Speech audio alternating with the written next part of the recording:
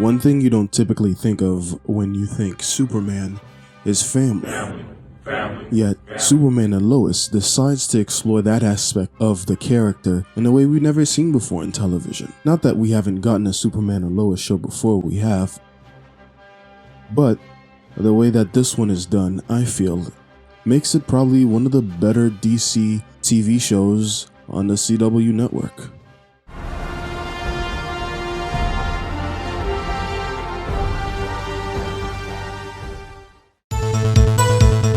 Hello, I'm Off Track 7, and today we're talking about Superman and Lois. It's a CW show that's it's quite good actually. It's not as bad as some of the other superhero shows that they got on there. The campy We Are the Flash or whatever else they got going on these days. I actually like Legends, so I can't really hate on all of them, but definitely Flash and the end of Arrow. I don't know what the last few seasons were, but I didn't. Half the time I was like, what are they even doing? I don't have any such feelings about Superman and Lois, and I'm here to tell you why. And I never expected that from a show that decided to focus not on the escapades of Superman, saving folks, using his powers and punching people really hard. It could get old quick, you know what I mean?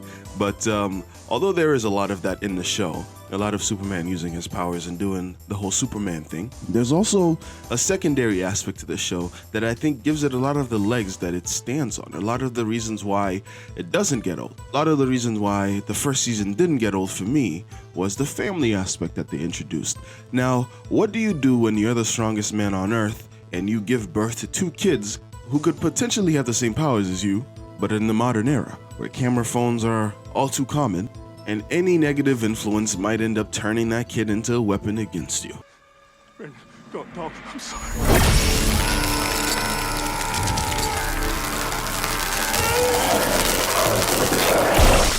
What you really need is competent child rearing, really. You have to make sure that the kid doesn't turn out into a little shit. I can't say that. You have to make sure that the children are competently raised, because otherwise they might end up turning into, like a super terrorist or a super dick, whatever the case may be. And this is what Superman and Lois decides to focus on. Not only the super aspect of Clark Kent's life, but also the family aspect, the human aspect. Because you have to imagine trying to balance being the world superhero, because you could be halfway across the world as Superman in like half a second, and you have to save people and all that, and being a father aren't the easiest things to accomplish. And to that end, Superman and his wife Lois decide to move to Smallville. They all go back to Smallville thinking that a slower way of life is going to be more conducive to a stronger family unit. Essentially, they think that living in Smallville without all the distractions of Metropolis is going to give them the ability to focus more on their children, as opposed to having to worry about, their kids being in a big city and developing powers. When they live out on their little farm in Smallville, Superman can come and go and fly because they have lots of acres and not many close neighbors. But what I really do like about the show is the family aspect of it all. The depiction of the super family trying to save the world and also make time for your kids is not something that, Superman should have to do, but the fact that he does do it, that he chooses his family, is really important to me. It's really important to like the theme of the show, really important to make you feel like this man, this super guy is really having a hard time balancing both his superhero identity and also raising a family, which is not something that typically that we get to see with Superman. Usually the biggest thing that we have to worry about Superman is whether or not kryptonite will be introduced in the fight. But in this show we get to see that, because there is kryptonite, of course. We also get that, but also what would happen if Superman had a family, which, I guess he kind of does in the comics. Jonathan Kent is a character that exists in the comics, but we don't really get to see the family dynamics of it all because they aged him up, and I guess his Kryptonian father took him to space. I don't really know what they're doing in the comics right now, but last time I saw, it was just like, why would you age him up? Like, he was such a little kid. Like, it was stupid, okay? It was dumb.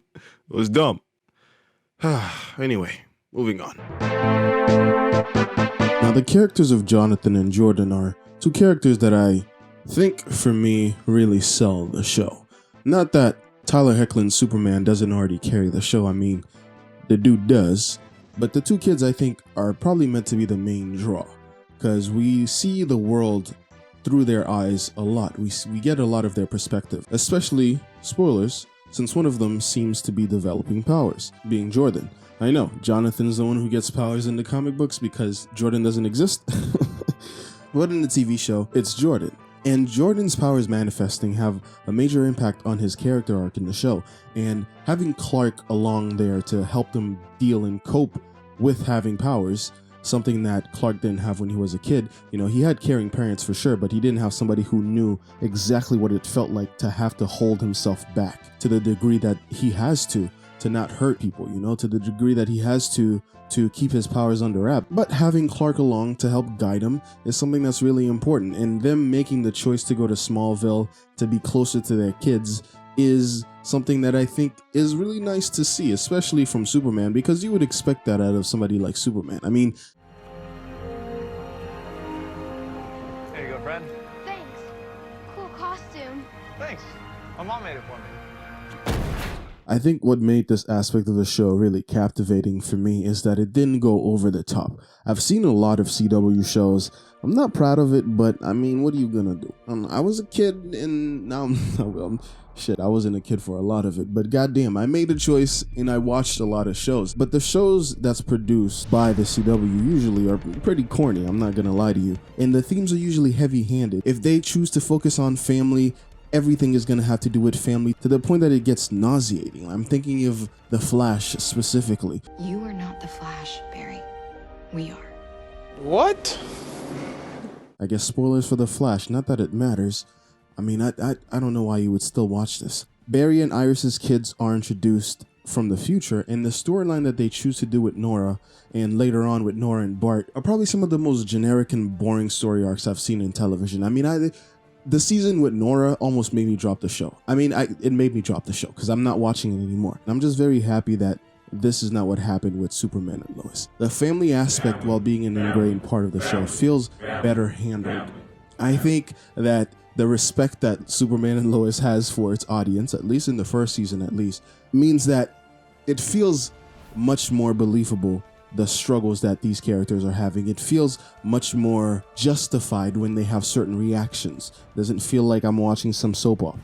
Whereas there was like a whole storyline where Nora was mad at her mom from the past, Iris, because the version of her from the future had been really cruel to her in a way that was meant to protect her life. But when she goes back to the past, she takes out all her frustration on her mom in the most comical way you could ever think of. It was so obviously on the nose that it was just like, do you have no respect for the audience? Like, you think we're not going to understand that there's some turmoil there?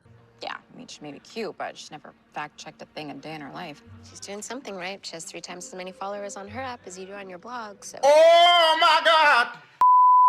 And the family aspect goes beyond just what happens between, you know, the Kent family. It also bleeds over in what happens with, you know, side character John Henry Irons. If you know him from the comics, he's Steel, and he comes from an alternate universe, which is, I guess it's a carryover plot from the last crossover. You do not need to watch the crossover. Just don't watch it. But anyways, it's a carryover from the last crossover where there was a multiversal story where the multiverse kind of ended up collapsing into one universe at the end of the Arrowverse, except it's not really consistent, so we don't really know if that's what happened or if that's what Arrowverse has happened. I don't know. Anyways, what this has to do with John Henry Irons is that he's from an alternate universe where Superman not only turned evil, but he kind of wiped out the human civilization to usher in a new era for Kryptonians. Essentially, they were body-snatching humans and placing Kryptonian minds in them, and it was crazy. So those Kryptonians would come out and they would be able, you know, to use their powers, and they help Superman wipe out his Earth. It's a lot more complicated than that, but the important aspect of it all is that we also get to see that family aspect of the show in John Henry Irons' arc. He comes from that Earth having lost his wife and having left his daughter behind. So he's incentivized to kill Superman to prevent what happened on his Earth from happening here, to prevent him losing, you know, another Lois, because in his Earth, his wife is Lois Lane. They have a daughter together. Her name is Natalie.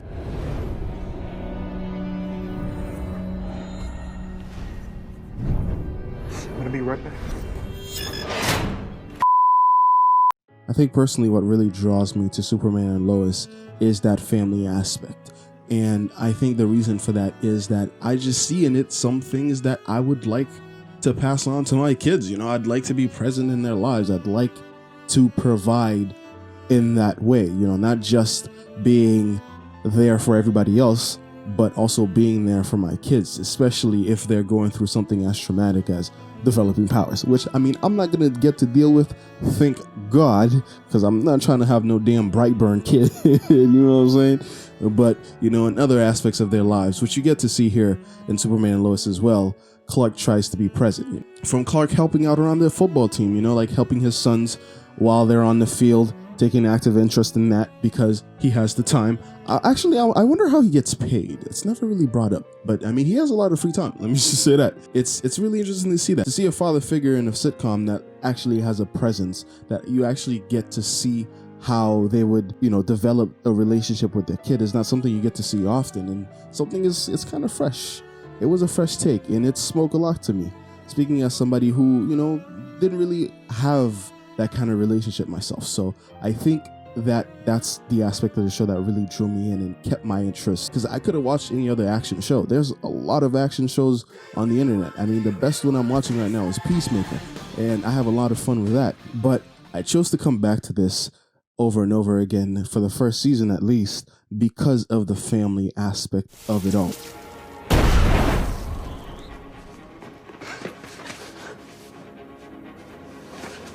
Are you okay? Depending on how this video does, I might have another video where I go in more depth after I see season 2, because I haven't seen that yet. And, you know, before I make any more definitive statements about the show, I need to see that because that's currently airing, you know. But I quickly wanted to jump on here to talk about, you know, what really drew me and captivated me about this show and why I think everybody should give it a chance. Hopefully I didn't spoil too much. There's still a lot of intrigue, a lot of things I didn't say about what happens, what goes on in season 1 that you could catch up for yourself and find out about. So if you want to discuss it, you know, in the comments below, you could do that. And I will catch you on the next one. I've been Off Track Seb. Thank you for watching.